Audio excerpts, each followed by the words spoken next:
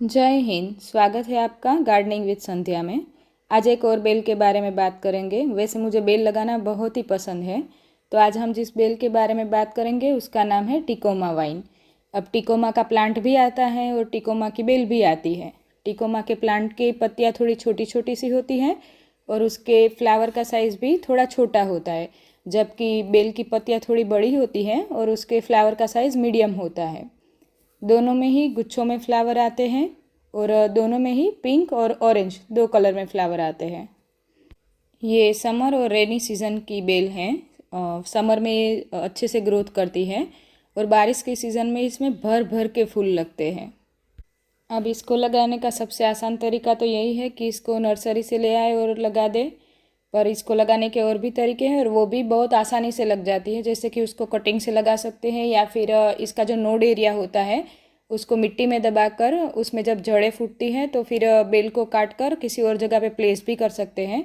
इस तरीके से भी ये बहुत ही आसानी से लग जाती है। अब अगर इसे कटिंग से ग्रो कर रहे हैं तो ऐसी कटिंग लेनी चाहिए जिसमें पहले से ही फ्लावरिंग हो रहा हो। अगर ऐसी कटिंग लेते हैं जिसमें फ्लावरिंग नहीं हो रहा हो तो शायद 1 साल का वक्त लग सकता है इसमें फ्लावर आने में।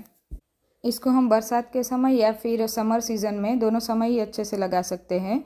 और इसकी कटिंग अगर हम रेनी सीज़न में लगाते हैं तो वो बहुत ही जल्दी से और आसानी से लग भी जाती है।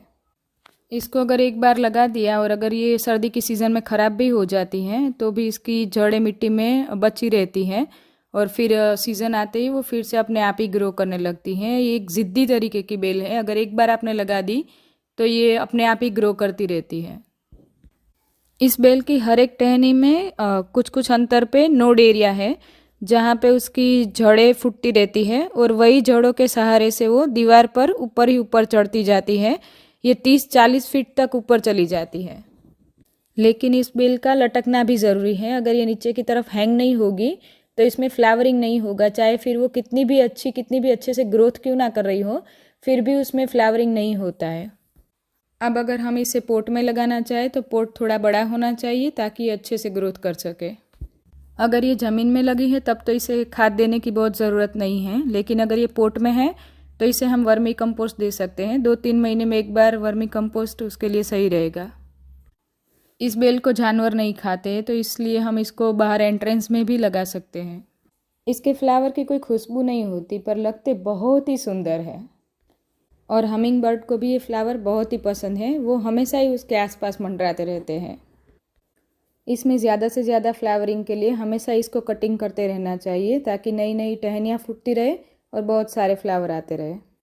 और अगर ये बेल बड़ी हो गई है, मैच्योर हो गई है, तो इसमें 1 सप्ताह में एक आध बार भी पानी डालेंगे तब ये बहुत ही आसानी से ग्रो करती रहेगी। इसको जहाँ पूरे दिन की धूप आ रही हो वहाँ या तो फिर सेमी शेड में भी लगा सकते हैं। इनके फ्लावर जब लगते हैं तब गुच्छों में आते हैं और उल्टे लटकते हुए बहुत ही सुंदर लगते हैं। तो आज इस बेल के लिए इतना ही। नई नई बेल अपने घर में भी लगाते रहिए और नए नए प्लांटेशन करते रहिए और हमेशा ही खुश रहिए। बहुत जल्द मिलेंगे। जय हिंद। जय